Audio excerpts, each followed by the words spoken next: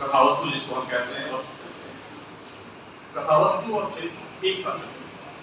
जैसे जैसे मैं अक्सर इस बात को कहता हूँ, जैसे जैसे कथा का विस्तार होता है वैसे वैसे चरित्र का विकास होता है।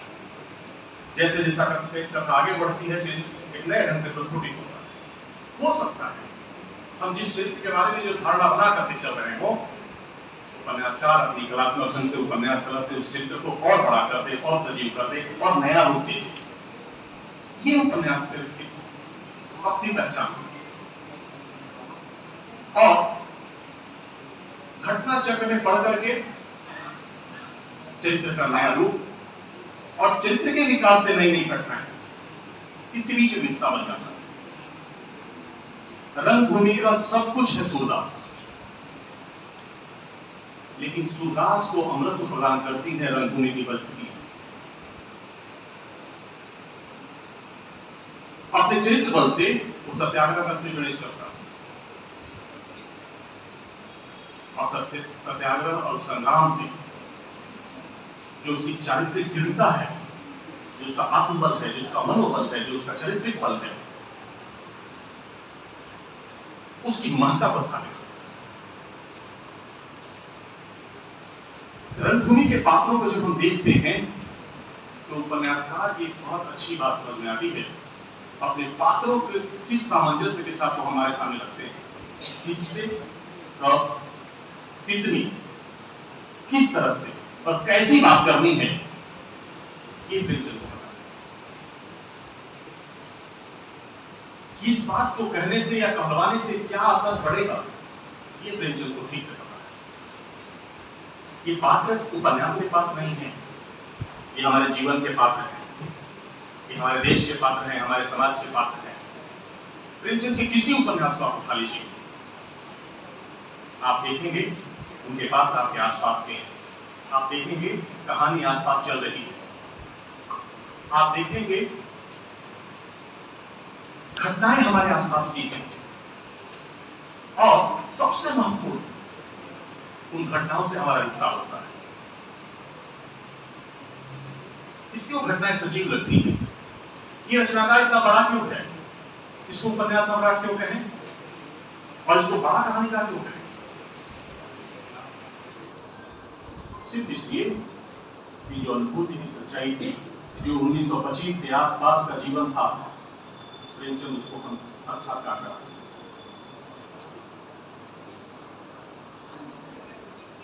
शरारत करना और जो चिढ़ता है उसको चिढ़ाना, ये गांव के बच्चों की हरकत हम सब ने देखी, बड़ा मजा आता है इसमें। उसके बाद जो मजा ये आता है जब हम 2 थप्पड़ खाते हैं।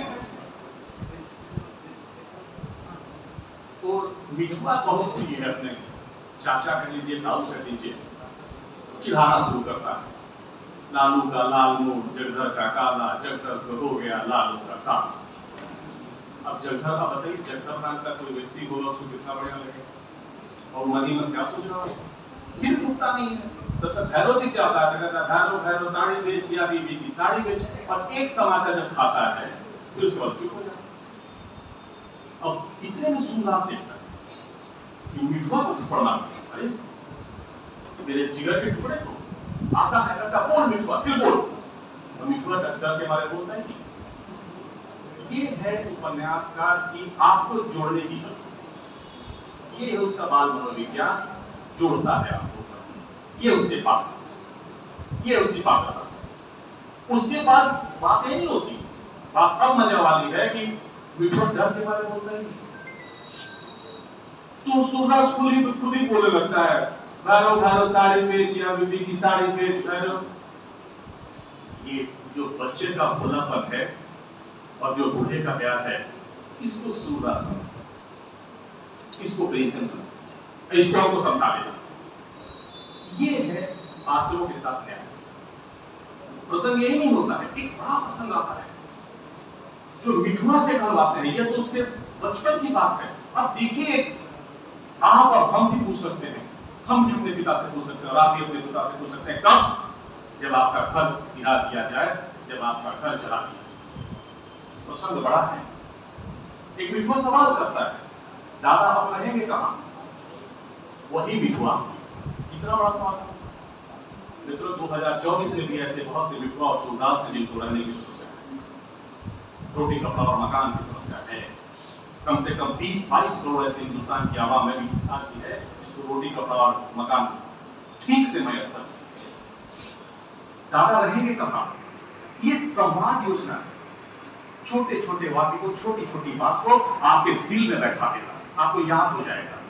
सबसे बड़ा रचनाकार, सबसे बढ़िया फिल्म कौन होगी जिसके डायलॉग्स आपको बहुत दिनों तक याद है? सबसे बड़ा उपन्यासकार कौन होगा जिसके डायलॉग्स आपके दिमाग में चढ़ जाएंगे और आप उसको भूलेंगे ही नहीं? बच्चा जो होता है ना, वो गिनती बहुत बड़ी बड़ी करता है, 1, 2, 100, 1000, लाख कहता है। दादा आप करेंगे कहां? सूरदास कहता है दूसरा बना, और जो फिर आग लगा दे बता फिर बना दो। 1000 बार आग लगा दे दादा, 1000 बार बना लेंगे। अच्छा, अब कोई 1000 लाख बार लगा दे, अब 1000 लाख बार तो हम आप में से कोई नहीं जान सकता है, लेकिन विधवा ये सवाल करता है कि 1000 लाख बार अगर कोई लगा दे तो दादा हम क्या करेंगे? तो कहता है सूरदास 1000 लाख बार बना लेंगे। ये हमारे भारतीय संस्कृति को मजबूत करती है और सूरदास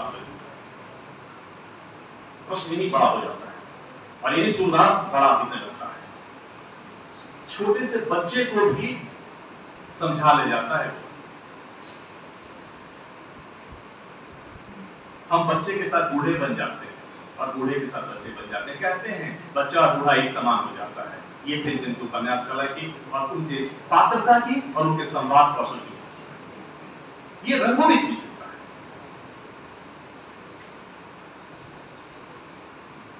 एक और बात, चूंकि आप दोनों लोगों ने बहुत सारी बातें की, उसमें मैं नहीं जाता। मैं 3 पात्रों को उठाता हूं। एक बात आपसे और कहूं, आप दुनिया के किसी आलोचक को मत पढ़िएगा, सिर्फ प्रेमचंद के उपन्यास को पढ़ लीजिएगा। प्रेमचंद अपनी बात भी करते हैं और अपनी आलोचना भी करते हैं, आपको समझा भी ले जाते हैं। वो खुद के आलोचक हैं, क्योंकि साहित्य का उद्देश्य वो सब कुछ बता चुके होते हैं कि क्या करना चाहिए, साहित्यकार का दायित्व क्या होता है। अभी आपको मैं प्रसंग सहित बताऊंगा 3 उदाहरण से कि कैसे प्रेमचंद पहले समस्या उठाते हैं, फिर समस्या बताते हैं, उसका निदान प्रस्तुत करते हैं और रास्ता भी दिखाते हैं कि कल का भारत कैसा होगा, 25 के बाद का भारत कैसा होगा, और आज 2024 का हमारा भारत क्या उसी बुनियाद पे खड़ा है या उससे और कमजोर हो गया?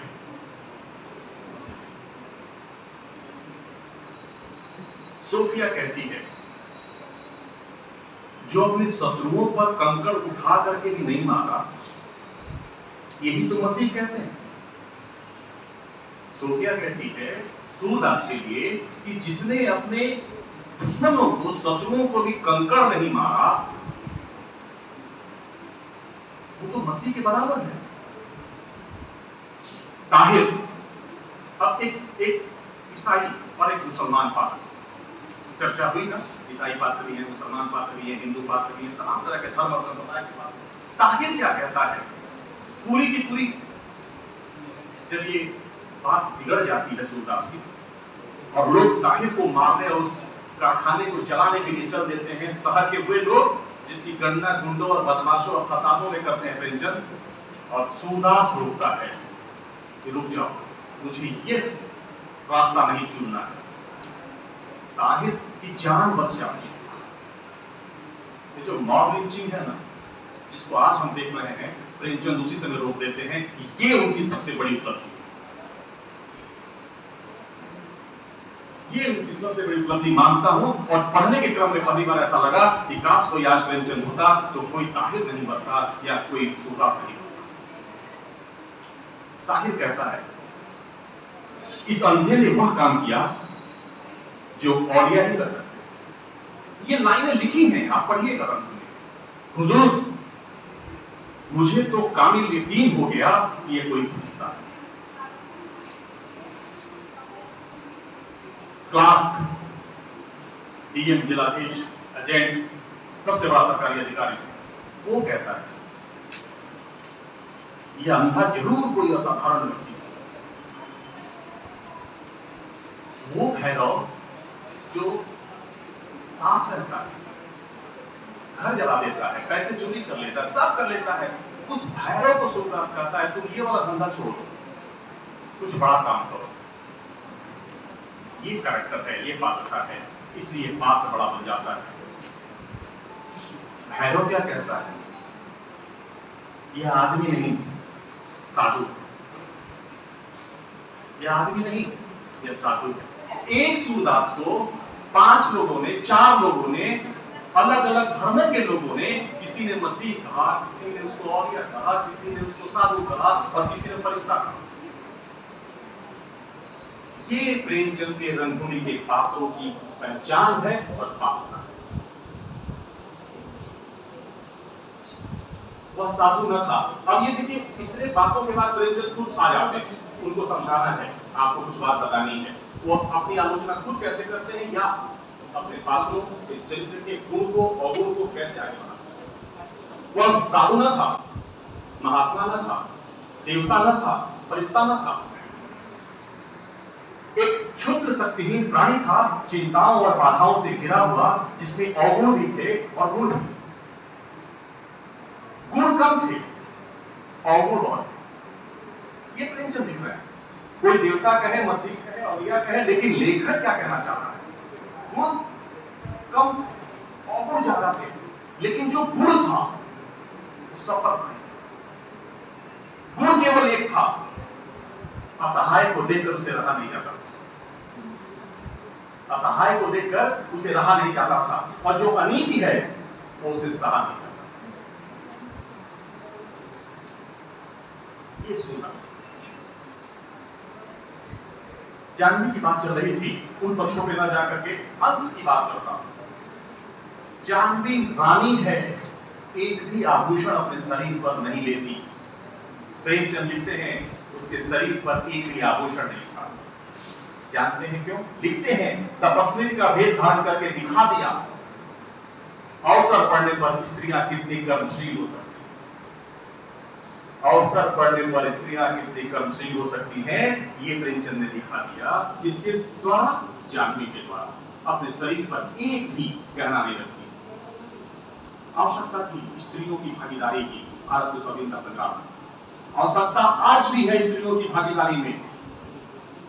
हमें बचना होगा कलकत्ता के मेडिकल कॉलेज के डॉक्टर की हत्या से, और हमें बचना होगा निर्भया जैसे कांड से। इशारा प्रेमचंद करते हैं 100 साल पहले। हमने नहीं सीखा। अब कौन से पूंजीवाद, कौन से सामंतवाद, कौन से मुगल और कौन से अंग्रेज इस देश में, मैं तो सोच ही नहीं पाता। आज प्रेमचंद लिख रहे होते तो ठीक पक्ष उठा रहे होते और क्या लिख रहे होते और किसके लिए लिख रहे होते। इसलिए प्रेमचंद की प्रासंगिकता और उनके पात्रों की सजीवता, जीवंतता बनी। डॉक्टर गांगुली की बात चली, जो अंत करते हैं प्रेमचंद, उसके पहले सूरदास की, जो आपसे मैंने कहा था,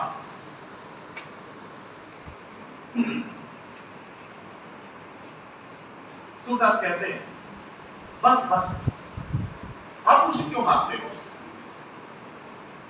तुम जीते, मैं हारा। यह बाजी तुम्हारे हाथ रही, मुझे खेलने नहीं बना, मुझे खेलते नहीं बना। तुम मजे हुए खिलाड़ी हो, तुम्हारा दम नहीं उखड़ता, खिलाड़ियों को मिलाकर खेलते हो और उत्साह। और अब एक दूसरी बात अपने बारे में करते हैं, अपने भारतीयों के बारे में कहते हैं। यहां तक तो अंग्रेजों की बात चल रही है, अब अपने बारे में कहते हैं, अपने पात्र के बारे में। हमारा दम उखड़ जाता है, हम हारने लगते हैं और खिलाड़ियों को मिलाकर नहीं खेलते, आपस में लड़ते हैं, झगड़ते हैं, गाली गलौज करते हैं, मारपीट करते हैं, कोई किसी की बात नहीं मानता। जानते हैं क्यों? क्योंकि हम तन पे खड़े रहते हैं, हम अपने स्वाभिमान से समझौता नहीं कर सकते, हम अपनी अपनी जगह पे अपने को सही मानते हैं। लेकिन इशारा क्या करते हैं? हमें किस ओर ले जाते हैं? फिर खेलेंगे, फिर खेलेंगे, जरा दम लेने दो, हार कर तुम ही से खेलना सीखेंगे और एक न एक दिन हमारी जीत जरूर होगी, जरूर होगी। और जो 15/10/1947 को हमारी जीत हुई थी, वो इसी प्रेमचंद की वो संख्या थी, प्रगति का यही संख्या था, क्रांति का यही संख्या था जो नहीं था। यथार्थ के अभाव में आदर्श कल्पना है, यथार्थ के अभाव में आदर्श कल्पना है। और आदर्श के अभाव में यथार्थ की विभीषिका।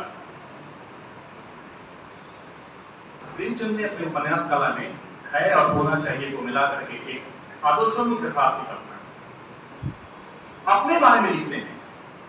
मैं एक मजदूर हूं, प्रेमचंद स्वयं भी पात्र है। जब कथा नरेटर की हैसियत से आते हैं, कथा उदारक की हैसियत से आते हैं, सूत्रधार की हैसियत से आते हैं, अपने लिए कुछ कह जाते हैं। मैं एक मजदूर हूं, जिस दिन कुछ न लिखूं उस दिन मुझे रोटी खाने का हक है।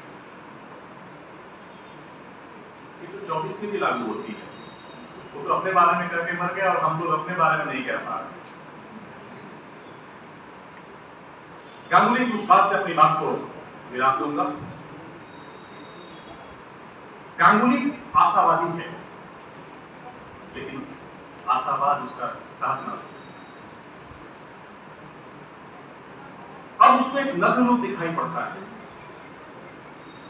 प्रेमचंद के अगर 3 उपन्यासों को आप देखिएगा, रंगभूमि को, गबन को और गोदान को, मुझे ऐसा लगता है पहले मिट्टी बचाने की बात हुई, फिर स्वाधीनता संग्राम की बात हुई और अंत में वो फिर किसान की बात। मिट्टी रहेगी तो किसानी रहेगी, मिट्टी बचेगी तो किसानी बचेगी। 10 बीघे का मालिक है।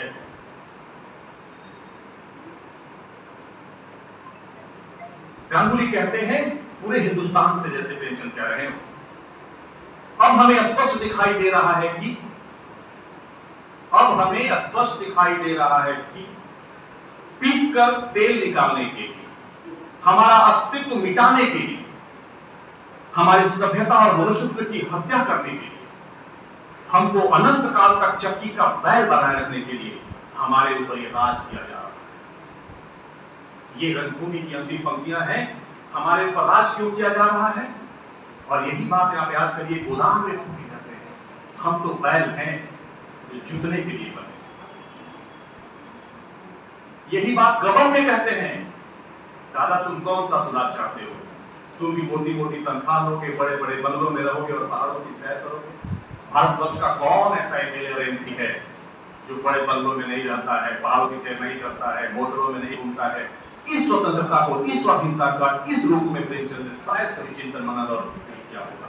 आज हम सबका फिर दायित्व बनता है उस रचनाकार को, उस उपन्यासकार को, उस साहित्यकार को याद करते हुए और रंगभूमि के पात्रों के बहाने एक बार फिर से समझते हुए,